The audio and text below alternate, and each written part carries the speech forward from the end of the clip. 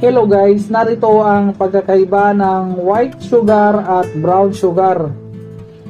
Ang white sugar at brown sugar ay galing sa tubo o sugarcane.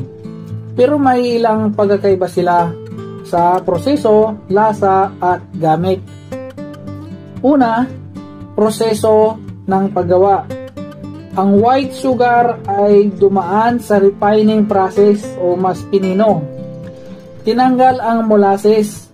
Ang molasses ay yung likidong bahagi ng tubo na nagbibigay ng kulay at lasa. Ang brown sugar naman ay hindi gaanong pinino. May natirang molasses kaya medyo malagkit at kulay kay manggi. Minsan, galing din ito sa white sugar na hinaluan ng molasses. Pangalawa, lasa. Ang white sugar ay may purong tamis. Sa brown sugar naman ay may bahagyang lasa ng caramel o tutti dahil sa molasses. Pangatlo, texture o itsura. Ang white sugar ay tuyo, malutong at madaling matunaw. Ang brown sugar naman ay medyo mamasa-masa at madaling kumapit o dumikit. Pang-apat, nutrisyon.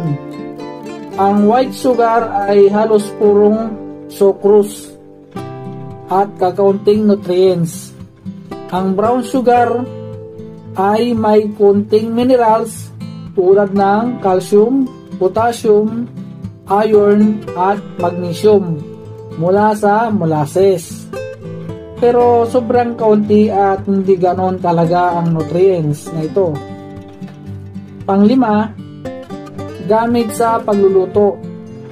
Ang white sugar ay pangkaraniwang gamit sa kape, tsaa, baking, para sa malulutong na cookies at cakes.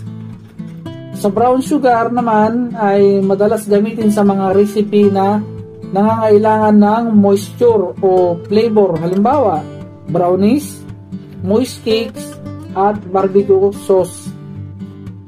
Sa kalusugan, pareho silang asukal kaya parehong dapat limitahan ang labis na konsumo. Hindi ibig sabihin na mas healthy ang brown sugar ay dadamihan ang pagkonsumo nito. Mas may lasa lang at kaunting nutrients ito, pero halos pareho lang ang epekto sa katawan. So ayun guys, alam nyo na ang pinagkaiba ng white sugar at brown sugar. Thank you.